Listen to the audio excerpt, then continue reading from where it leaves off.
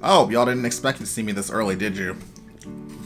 Yeah, I wanted to try my hardest to get this out in December as a way of atoning for not being able to finish it until January last year, but here it is, my annual animation ranking. I wanted to say that despite these videos kind of being the last relic of my earliest days on YouTube, making them is still the highlight of my year, honestly. I managed to find 23 this year, which is the most that I've done for a single year in the 3 that I've been doing it. And yeah, I just kind of want to jump right into it, but I do have one quick thing that I wanted to say. You guys remember in that video where I talked about animated wolves in media, and I ended with it talking about how much I kind of wanted to get some wolf villagers on my on my Animal Crossing island? Maybe if the right Animal Crossing wolf villager comes along on a villager hunt like Sky or Whitney. Yeah, so that happened. She was only there for like 6 days, but at least she got a small taste of the culture. All right, now that I've got that out of the way. Hit me, baby, one more time.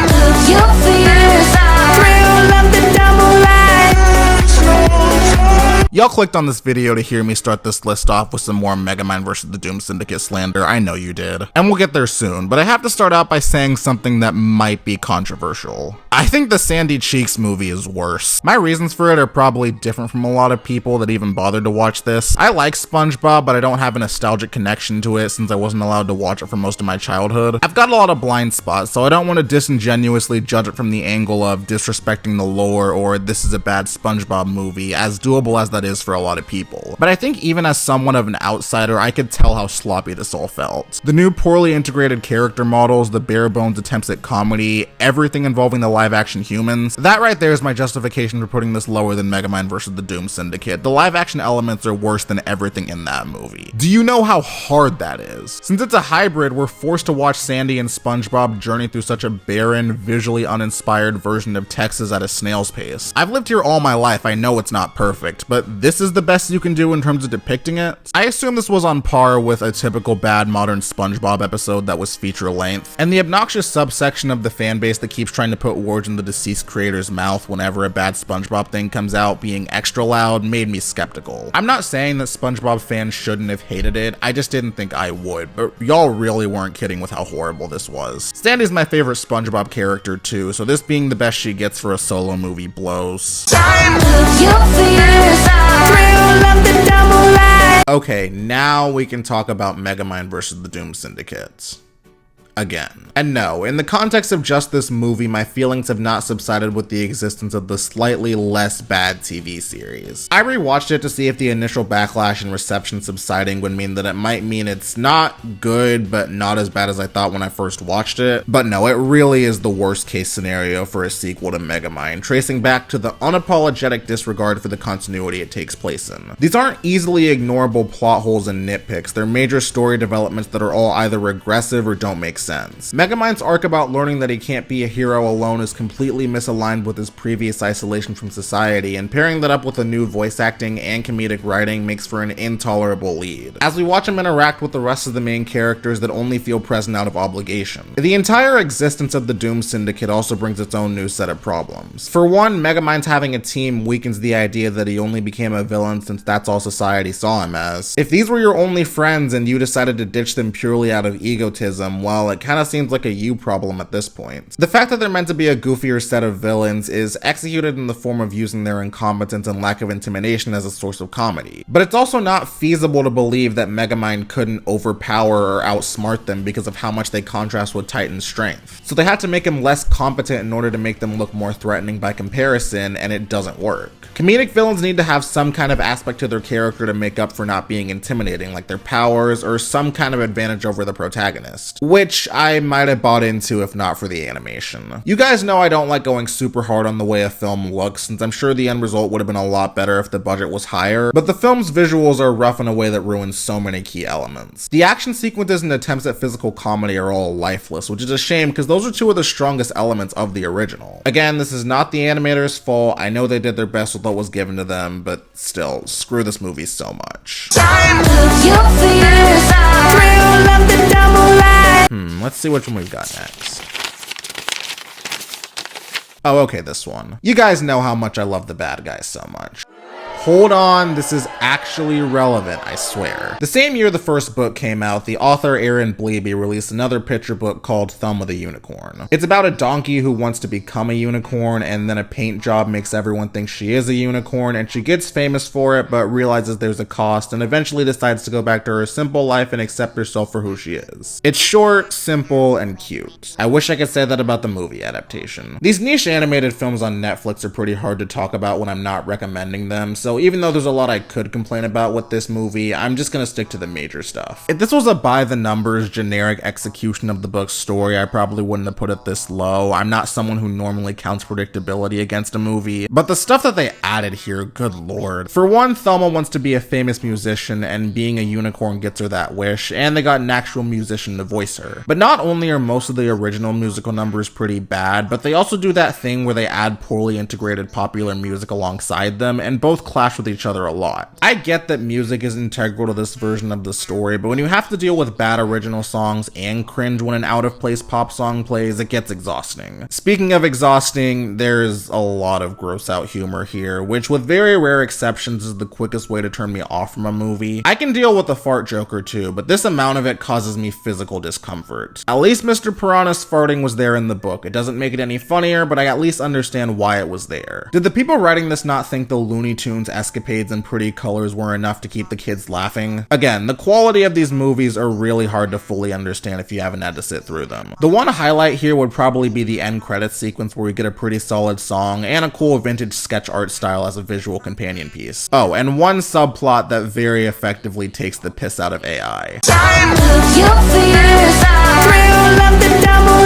Had it not been for the trailer that played in front of my screening of The Wild Robot, I can say that Hit Pig most likely would have been a movie that I missed this year. That, and one of my favorite people on the internet deciding to ironically shitpost about it for the past 2 months. My initial impressions already set a low bar for what this film was going to end up being, but actively watching it made me realize how broken the concept is from the ground up because the main character is a pig. I'm sure the gimmick was done to make it more appealing to kids, but once the movie starts to reveal one of its central themes about animal cruelty and how it's a direct result of his bounty hunting, it makes his arc way less satisfying to watch unfold. It's not even one specific species he targets, he just vows revenge against all animals in general, only for the ones he hunts to team up with him directly after one interaction that doesn't even involve them to save Lily Sing elephants. No, not that Sing elephant, that one. I've seen plenty of anthro-animal movies where the characters being animals adds nothing to the story, but this is the first one I've watched in a while where that actively harms the movie. Even if you factor in his backstory about being raised by a human that gets eaten by a wild animal, that would have worked better had he also been a human. Two people from separate worlds misjudging each other. And that's my cue to talk about, one, how the amount of pig puns used makes me wonder if that was the only reason why that isn't the case. Two, how this is one of the worst executions of the liar revealed trope I've seen in quite some time. And three, the pop culture references. The pig's a black void of charisma, and as soon as he compared himself to the Mandalorian in his origin story, I can't wait for the Bad Guys 2 to come out, man. Hit Pig wishes it could be in so bad it's good territory. If it doesn't respect itself enough to acknowledge it's an animated movie, I don't respect it enough to put it on the thumbnail. Contrary to what Disney may insist, the Lion King remake is fully computer generated, so I've got to break the solemn oath I made to never watch another live action remake from Disney since technically it's animated. I hate these movies, but the first announcement for this one almost made me think it was one being done in earnest since it was a brand new story, until you realize that this is Disney's flaccid way of franchising the live action remake that both made the most money and has the least artistic merit out of all of them. It's not that hard to be better than Lion King 2019. The bar could not be lower. Someone I'm friends with in a Discord server pointed out how the framing device rips off Lion King 1.5, and yeah, I think it reveals why Timon and Pumbaa's inclusion here doesn't work. Unlike the original Lion King, we don't get to see Mufasa's origin story as it was intended tonally. And it's all effectively for nothing since the only joke they have is, why aren't we in this story too? Yet they were the most prominent characters used in the marketing. Good job, Disney. As for the story itself, it's nothing special. I didn't feel like I gained any meaningful insight on who Mufasa or Scar eventually turned out to be. There's not a lot of overt references to events of the original film, but most of the main cast consisting of characters from it and them all being connected lessens the general scope of the universe. A lot of people have talked about the updated character designs, and they are more expressive, but not to the point where I could get invested with what's happening on screen. Photorealism has too strong of a juxtaposition with the elements that made the Lion King universe work so well. I can't get immersed with lions that look like this breaking into song. While we're on this topic though, Lin-Manuel Miranda does have a few sporadic moments where his wordplay does show up in the songs in a way that's kind of clever. Barry Jenkins' direction also makes the actual locations and set pieces feel grand and lived in, and if there is any good that can come out of this movie, it would be him using the money he got from it to fund another passion project. Other than that, this is about what you'd expect from a live-action remake from Disney.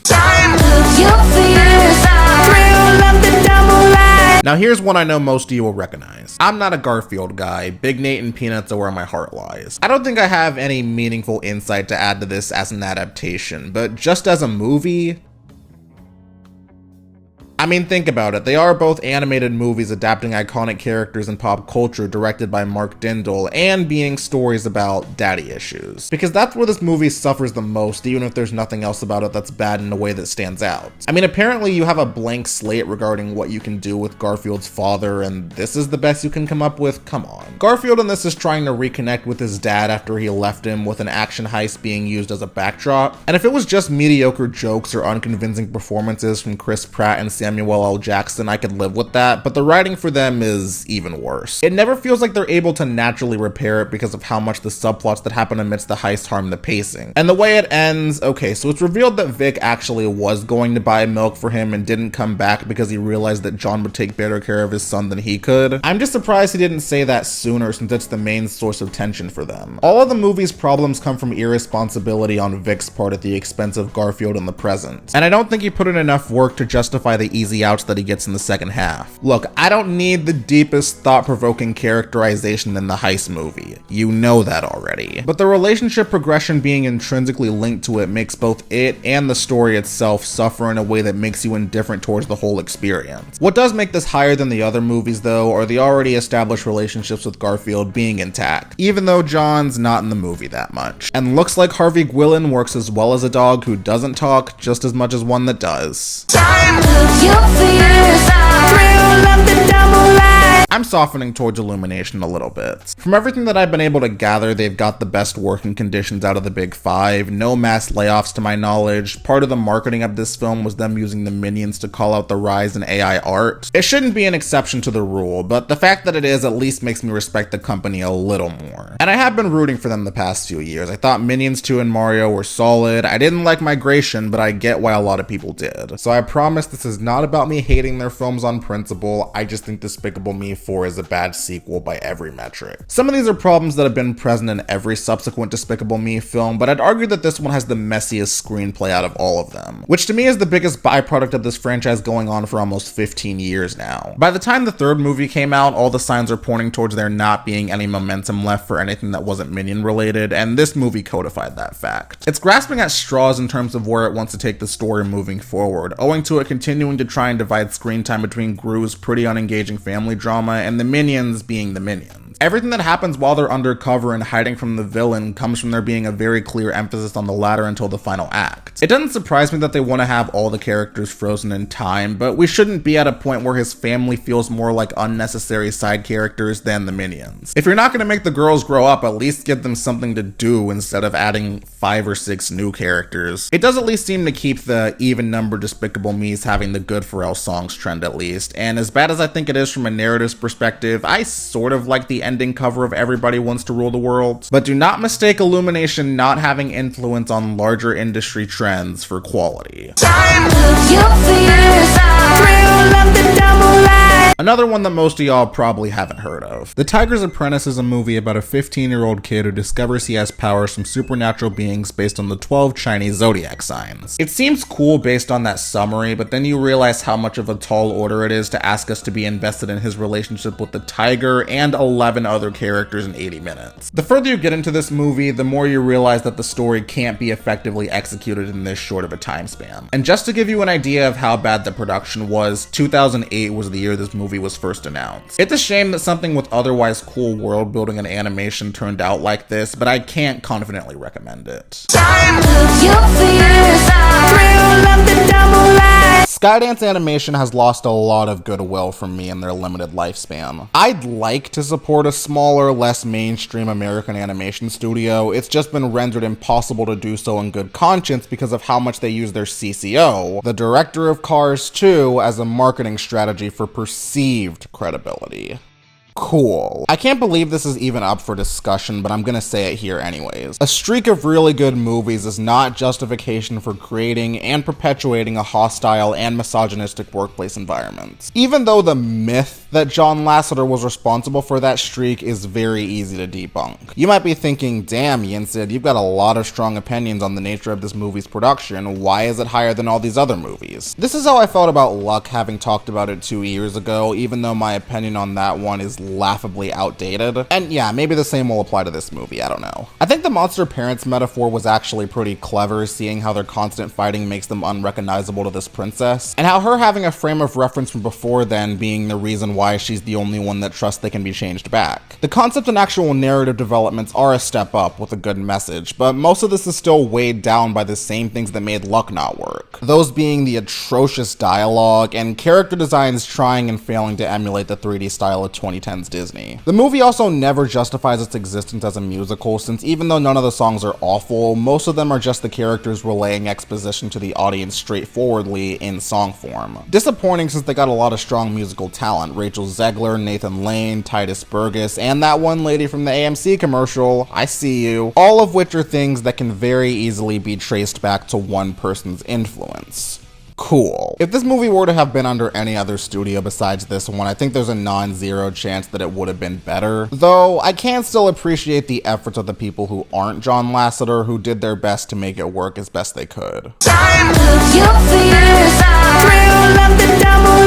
It's been a little minute since I've done a Disney-related video, and I'm sure there's a good number of you who are eager to hear my thoughts about the sequel that came from each studio under them. Well, here it is. I didn't like Moana 2, but I did give it an extra point for each time Maui turned into a shark again. Let me just start out by saying that I think animated sequel discourse online can get reductive really fast. That's without taking general audience members into account too. Look at the critical reception of films like Spider-Man Across the Spider-Verse and Puss in Boots: The Last Wish. Look at the current enthusiasm online for films like The Bad Guys 2. I'm not convinced people are actually tired of sequels, just bad movies that happen to fall into that category, but I'll elaborate more on that in a later segment. I think the fact that Moana 2 initially being pitched as a TV show before switching to a film at the last minute is a large source of what makes the end result so frustrating, since you can tell how the story would have been better structured had they stuck with the original format. There is some level of cohesion with the events that happen on Moana's voyage, but it is paced pretty poorly. I do have other significant problems though that don't involve the writing. I can't stand this movie's sense of humor. It felt like the only two prominent types of jokes they were willing to tell here involve snot or repeating gags from the original. The worst part is that the latter can be applied to every other aspect of the movie. Most of the new songs have lyrics from the old ones directly embedded in them, or are built upon some element of the first film, like Can I Get a Che-Who? The final musical number of the movie is We Know the Way Again. It stands out in a bad way. They also double down on the Moana not being a princess meta commentary, and I just stop. Why is this discourse given any weight? Why is Pua's entire joke that he was barely in the first movie and is here now? Part of the reason why Heihei worked as well as he did is because of how small the main cast was. Only having him, the ocean, Moana, and Maui for most of the first movie made his antics and personality stand out a lot more. That's not as prominent here with the cast being expanded, but at least he has an established set of traits that carry over into this movie. Whereas Pua, he doesn't do anything. He doesn't have anything. It just seems like his presence is for extra merch and for Disney to overcorrect a non-existent issue that wasn't even a deal breaker for most people. The downgraded animation is something that I think is a bit overstated. It's noticeable, especially with the ocean, but there's still individual sequences that I think look pretty cool. Even though the new characters have been criticized for being superfluous and not given any depth, I thought they had good chemistry with Moana and like how their skills come to play in the climax. I still think she and Maui have good chemistry here, even though they don't meet up until the second half, and once again, I'm glad they kept the shark head. The movie could have been way worse given the circumstances, but I'm worried that it making so much money is going to normalize said circumstances under Disney and their approach towards how their films are conceived. And unlike Inside Out 2, which we'll get to, I don't think it's very good on its own, even when you isolate it from the potential impact it may have.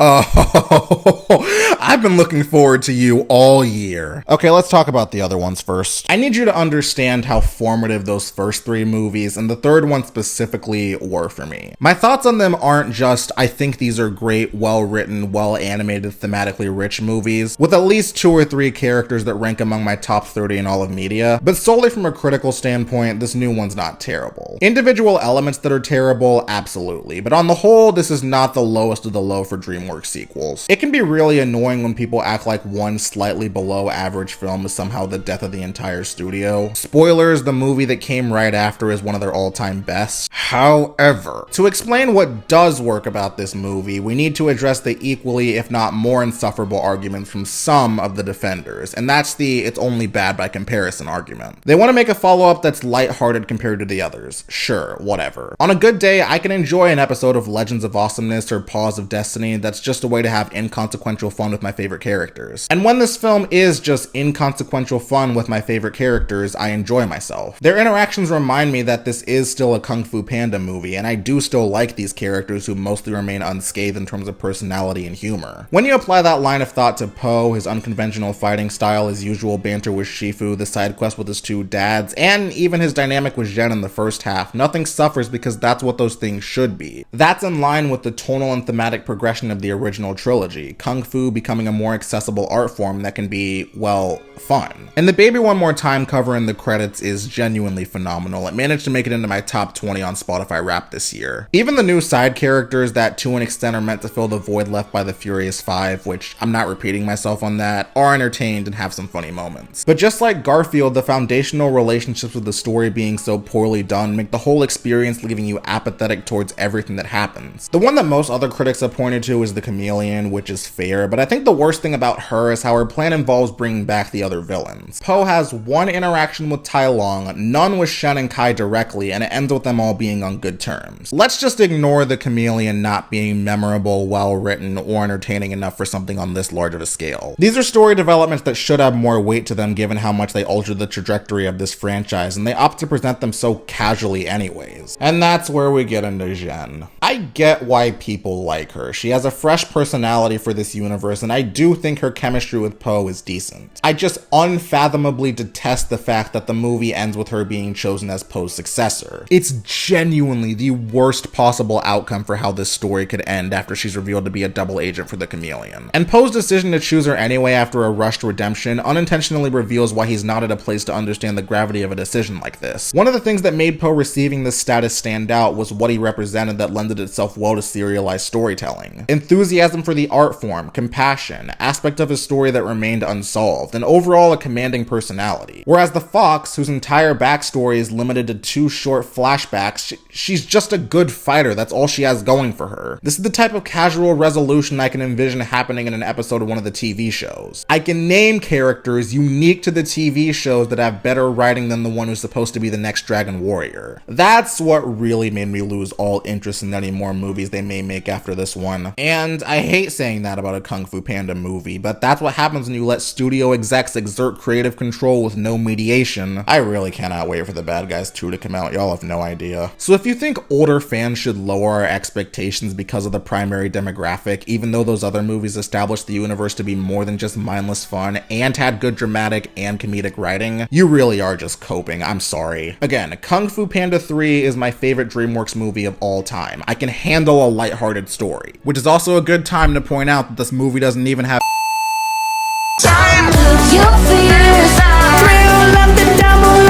It's hard to call Piece by Piece overrated since it didn't do that well at the box office, but I will say that it was a little hard for me to see what made it stand out outside of the animation. Those visuals are enough to get it this high on this list though, because damn is this a good looking movie. I'm always impressed with how the CG Lego art style continues to evolve, even with the original Lego movie still holding up visually a decade later. The direction and documentary format it's presented in makes the way Pharrell's synesthesia drives him to think outside the box when making music and deciding to tell tell his story through the medium of film always shines in the way each scene is crafted. As a documentary though, I think it's fairly straightforward in how it presents his journey as a musician, with a boring second act, plus a rushed and kind of ostentatious third act where we see him making all his popular 2010s hits in rapid succession. It just left a bad taste in my mouth, but at least we got to see the Minions and Kendrick as Legos. I'd say it could have been better overall, but the animation still made for a mostly enjoyable experience.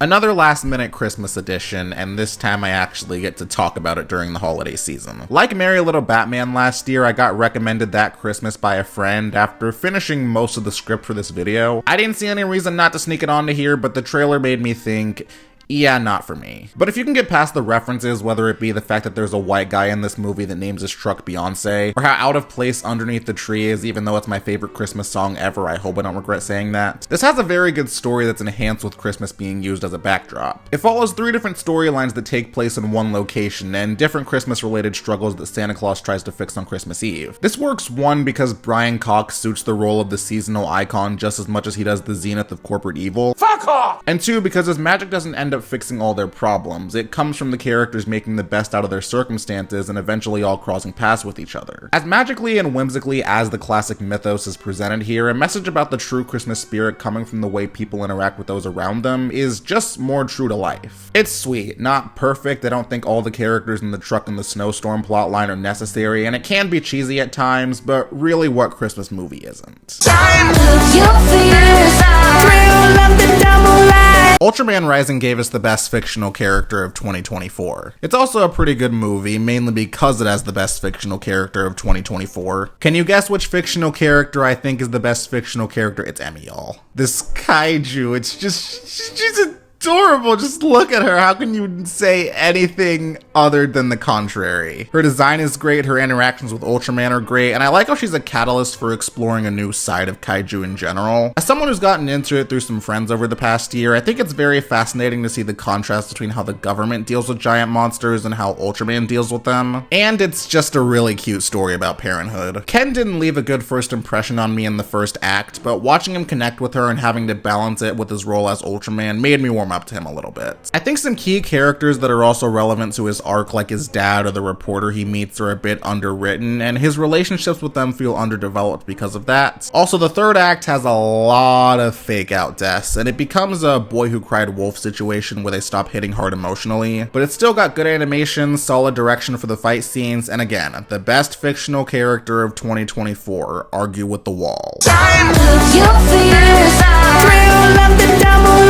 A lot of Transformers fans seem to be really happy with how Transformers 1 turned out. My knowledge of the franchise is limited to Bumblebee and Transformers Prime, but I am too. This is a good example of how to find the perfect balance between rewarding fan service and Easter eggs for seasoned veterans, and crafting something enjoyable for uncultured swines like myself. I'm sure there's a lot of references that I missed, but it's still a good origin story about how the franchise's most iconic nemesis came to be. It's also got the coolest looking designs for the Autobots themselves, in my opinion, and gets the most creative with how they use their powers. All the action scenes in the movie are fantastic, even the ones that occur before Optimus and Megatron are able to transform. My biggest problem with it though is how abrupt the wedge driven between them is. Megatron is a solid motivation for turning evil, but it's hard to see how the revelations discovered by him and the rest of the characters relate to his sudden resentment towards his best friend. I understand where the tension's coming from, and it leads to some of the best scenes in the movie during the final act. I just think the transition could have been more gradual if the film had been longer, as well as better establishing how informative Sentinel Prime is to Cybertron's way of life. And aside from Steve Buscemi as Starscream and how many times the characters say minor with an E, I don't think I laughed at all during this movie. Most of the jokes that didn't appear in the trailers weren't delivered with enough enthusiasm to hit hard comedically, or at most felt more cute than funny, like Bee's nickname for himself. Speaking of Bee though, I was really worried that him talking so much was gonna be a setup for him eventually losing his voice box in a really lame way. Thankfully, he keeps it for the whole movie, so that's cool, and so is the rest of the movie. Bumblebee is the only Transformers movie that I've seen besides this one, but given the reputation the rest of the Bayformers have in the fan base, I don't think anyone's gonna get mad at me for calling this one the best one without having seen the others. Actually, let me ask the Transformers fan just in case. Hello. Which one? Yeah, but the 80s movie has its spot in history too. You're welcome. I'm not answering that. Good night, YINSED.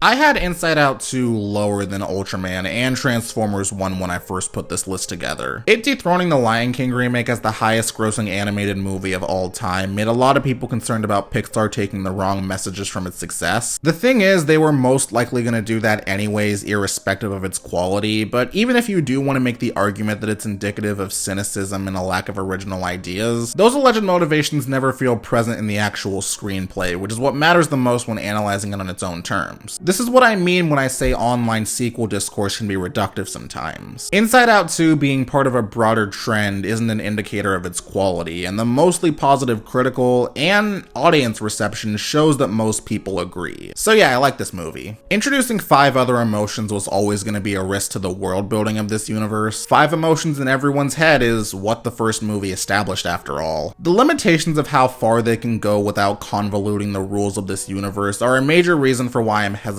on this being the next Toy Story according to Pixar, but it's something you notice a lot less over time in this movie since the new emotions prove to be fun on their own. Now this franchise has not 1, but 2 of my favorite Pixar characters ever. We also get to see more creative concepts for Riley's mind like the stream of consciousness and brainstorming, which leads to a lot of great jokes like its predecessor. My favorite is definitely the Blue's Clues stand-in. It's such a funny and cute way of poking fun at the concept, and the fact that its resolution comes in the form of anger teaming up with Pouchy. I doubt they'll keep that in if they make a 3rd movie, but the payoff is incredible. Same with when embarrassment talks for the first time, the build-up is perfect. Allowing all the other emotions besides sadness to go on this adventure to the back of the mind with joy was also a very smart decision given their limited interactions in the first film. They've got good chemistry, a lot of fun interactions, and said journey to the back of the mind is enjoyable if a bit flawed. I respect that they kept Joy's development from the first film in mind with how she interacts with anxiety, and her plan to stop her isn't doing what she previously did to sadness, but the arc she does have about not getting to decide Riley's sense of self for her is too similar to the first movie for my liking. Her doing this isn't that much different from only wanting positive core memories, it just doesn't come at the expense of the other emotions this time. I'm also not really a big fan of how this movie ends. What anxiety does to Riley's mind causes her to do a lot of really hurtful things to her friends and the other Firehawks while trying to score those 3 goals. And even though the apology to her friends is meant to show that making the team doesn't matter if it comes at the cost of being herself, implying that she makes it anyway dampens the authenticity of this message in my opinion. Anxiety is a very good character, but I think they should have either toned down the severity of her control over Riley or have had it occur at a different time. Here she negatively impacts her storyline in a way that neither joy nor sadness did in the original. Everything that happened to her there felt cohesive independent of her personified mind, and its ending is a lot stronger from a writing and emotional standpoint because of that. I'd still say this is the best of the non-Toy Story sequels though, and I'm someone who likes some of those a lot more than most. It shows that sometimes all it takes to make a sequel that seems unnecessary on the surface is to get your hands on some talented people who have a vision.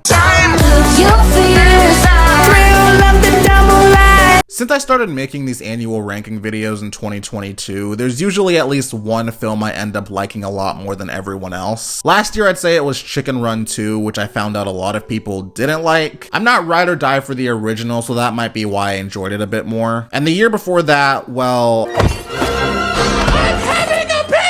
Within the first 2 months of 2024, I knew exactly which movie was going to fill that role. When I first watched the trailer for Orion in the Dark, I didn't know what to expect, but then I found out that the person writing the screenplay for it was Charlie Kaufman. I don't think I need to sell you on why that got me interested real quick, because even though this isn't his first animated film, it is his first family-friendly film, and if you've watched Anomalisa or really any of his other movies, then you'd understand why that'd be a little bit surprising. It's story on principle about a young boy being afraid of everything and having one of those fears be personified in a lighthearted way is treading more simplistic territory for a guy who's known not just for the ideas he tackles, but the unique way those ideas are presented. I didn't even mind the first act of this movie that much. Its simplicity had a lot of charm to it thanks to a likable child protagonist and a creative new visual style for DreamWorks. Though I have to say that Dark is the most Seth Rogen-coded character that isn't played by Seth Rogen. It's a neutral thought that came to mind when I was watching. Something about his design, the way he's written, even Paul Walter Hauser's delivery is someone that I can easily imagine DreamWorks keeping him in mind for. I thought him wanting to convince Orion not to be afraid of him anymore was a cute setup given how good the chemistry is, but I thought the message and both their arcs would be pretty easy to guess. Then 30 minutes in, the main framing device is revealed, and I told myself, yep, that's Charlie Kaufman.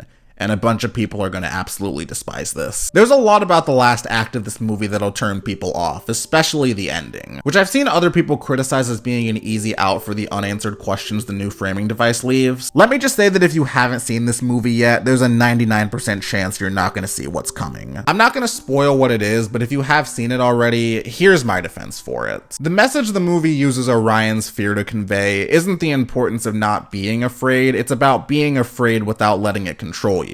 And that's why it's the strongest part of the movie. It's saying something much more insightful about an emotion with a negative connotation. And the way the movie utilizes time builds upon that theme by showing that sometimes it's worth it to do things you're scared of in the long run. Oh, and also the movie would have more holes in the logic if those last 15 minutes weren't there. It differs in a way that I think paid off a lot, and made up for what's on its own not the best execution of personifying abstract ideas. If it had a more straightforward structure, we probably could enjoy these other night entities besides dark as characters rather than just concepts. But you know what? As easy as it is to declare DreamWorks movies being underrated, this movie going straight to streaming in the current climate is a good enough metric for giving it that label. The best way that I can describe Latvian director YINSED is that he's essentially if the story of Phil Nibbelink was a successful one. Both directors became noteworthy for writing, directing, and animating movies by themselves, but while Zobolodis seems to be on track for a promising indie career, Nibbelink is... Likewise, I wanted to see what he could accomplish with a full team and budget through his second directorial debut, Flow, a movie whose cast consists entirely of animals trying to survive a biblical flood. That still sounds a hell of a lot better than a Tuesday morning on my Animal Crossing island. This movie is really good. I especially like the frequent use of long takes that add to the grand scale of the story, and I think it continues to highlight his directorial prowess that was already undoubtedly present with The Way, even though the screenplay of that movie is a bit rough. I really enjoyed seeing these animals come together through extreme circumstances, and think the film is great at showing their clashing personalities without using any dialogue. My favorite amongst them would probably have to be the capybara, with how laid back he is amidst all of this. He's basically how I deal with the end of the world. The journey they go on is also mostly well done, but I think the way it wraps up, particularly with how they handle the bird character, is kind of clunky. But the ending does have the rawest individual scene in the whole movie. Good thing it was a whale instead of a shark, otherwise I might have gotten a little angry that those other animals survived. Ever since last year's Oscars, I made a new rule that all the movies I talk about at the end of the year are gonna be based on US release dates. If it comes out in 2024 in the States, I count it for this list. And it could be because I normally watch them the following year, and in general, I want films from smaller studios and other countries to get as much attention as possible in the online animation community. And I'm so glad I did that because I watched a lot of good foreign films this year, one of which was a French animated comedy called Chicken for Linda. It's exactly what it sounds like too. A mom trying to get chicken as a way of making up to her daughter for the inciting incident. Not only do the specific set of circumstances she has to achieve this under lead to a lot of wacky moments, but the stakes of this goal that doesn't seem like much still feel high because of the emotional significance of this item. It also has an amazing hand-painted animation style with great use of color that leads to some of the most magical visuals of the year. I think it's overall a really good time. This and the Ernest and Celestine duology are single-handedly getting me more invested in French animation. I know we like to make fun of them a lot in the States, but hey, this movie outranked everything we put out this year with one exception. And no, this isn't secretly a The West is Bad editorial. X-Men 97 was a perfect season of television, and Arcane was pretty good, even though I'm only on season 1. Everybody wants to be my enemy. Like I said, I wanted to make the rule about release dates overseas to get the chance to watch and recommend more stuff outside the US, but really I just wanted any possible excuse to talk about this movie. For a premise as simple as two characters getting separated and trying to find their way back to each other, I was blown away by how amazing Robot Dreams was. In case you're curious, by the way, it'd be third if I put it on last year's list. More than anything, it made me realize how much silent films give you a deeper appreciation for how a filmmaker uses the visuals, expressions, and and music to tell the story, which has a lot to say about loneliness, determination, and how relationships and the place people have in your life changes over time. I will say that the characters being animals doesn't really heighten that message or any aspect of the world, and longtime viewers will know that I take that very seriously when it comes to anthro-animal movies, but every other aspect of this movie excels, even with the ending dance sequence. Who would have thought that such an overdone trope would make for one of the most bittersweet and emotionally satisfying movie endings of the decade? There was a prolonged back and forth with the two robot movies, but I did end up picking one over the other. I love The Wild Robot, so much so that I made a 34-minute video on it that you should go watch. If Lilo and Stitch didn't exist, this would be Chris Sanders' best movie by far. It has a level of rewatchability that even some of my favorite movies I have to be in a very specific mood to watch don't have. I can always just be taken in by its masterful depiction of nature and the bond the characters develop over the story. It really highlights how much personality all the characters exude and how well their quirks intersect with the incredibly strong emotional core. It's a great movie, it adapts the book so well, and even though I'm still not as overly idealistic about what a franchise would look like because of the changes they made, I'm at the very least curious to see what lies ahead for the film version of these characters and their worlds. A fantastic send-off for this era of DreamWorks.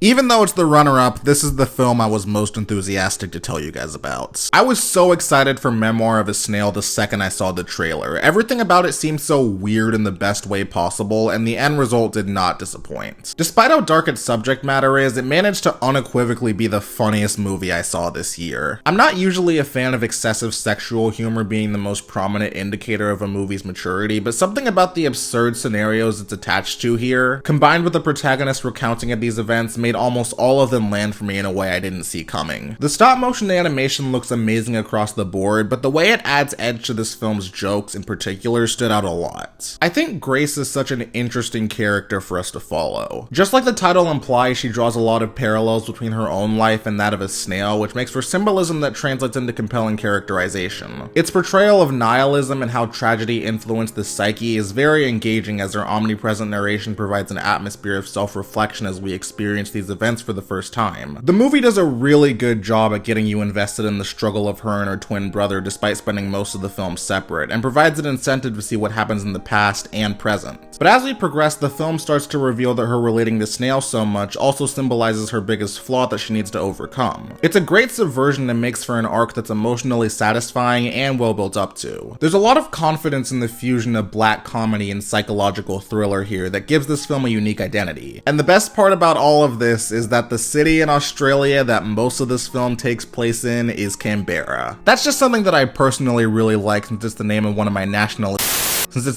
my koalas on my Animal Crossing island. Admittedly, the film being short leads to the resolution of some relationships in the past feeling rushed, but I have very little to critique outside of that. I'm not someone who subsides to the idea that animation needs to be made explicitly for adults to be taken seriously, but my enthusiasm for making these lists every year comes from films like Memoir of a Snail. Ones that specifically push the narrative boundaries of the medium by utilizing its strengths to provide something more mature in a way you don't see very frequently in American animation. At least on the film side of things. I'm glad I got the chance to catch it on the big screen amidst its limited theatrical release, and I hope it gets way more attention in animation circles online. Is it the best animated movie of 2024?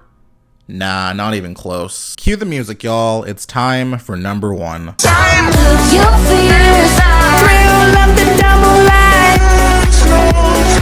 Look Back is, in a word, overwhelming. With what little I knew about it going in, other than it being based on a one-shot manga, I expected something that was simple and down to earth for its own good, and ended up coming out with a new favorite movie of all time. The basic synopsis already seemed like it would be right up my alley, with competing artists navigating the creative process, eventually doing so side by side. It was uplifting, with a lot of moments that felt very familiar, albeit for a different type of art I can't draw. I was rooting for the two of them to continue becoming successful as the years went on throughout the runtime, and yep, nothing has made me cry longer or more than the second half of this movie. A part of me feels bad bad for being so vague in my analysis of the top spot, but it's difficult to do so without spoiling anything. No other film I've seen has managed to make me stop feeling like I'm watching a work of fiction, and more as if I'm experiencing these events and every emotion that comes with them alongside the characters. That's the most accurate way I can attach words to the enthusiasm I felt here that quickly turned into intense sadness. It's only 56 minutes, but it's far from an easy watch, touching on a part of the creative process that's deeply personal to me and emphasizing the importance of creation while acknowledging the obstacles that come with it even when you're successful. But amidst all my emotion, I knew I'd come out of it with something special. And even though the fact that Fujina writes a shark manga may make me a little bit biased, I get the sense that you'll feel the same way too. It's a one-of-a-kind experience.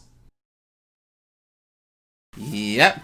That's my list. Now, before I wrap things up, I'm sure some of y'all are probably wondering, oh, you included Cheeks, but not Sonic 3, a movie that also came out this past weekend. Well, my rule when it comes to hybrids generally is just going by Oscar rules in terms of what counts for this list, but having actually seen Sonic 3 and the Sonic franchise in general being tied with Mario as my third favorite gaming franchise of all time, yeah, I figured I could do a little bonus segment even though it doesn't count. Sonic 3, the best in the trilogy. I'd put it right in between Transformers 1 and Inside Out 2. Holy crap, I was not expecting to be right about Metal Sonic. It was an innocuous possibility that I mentioned to my friend group.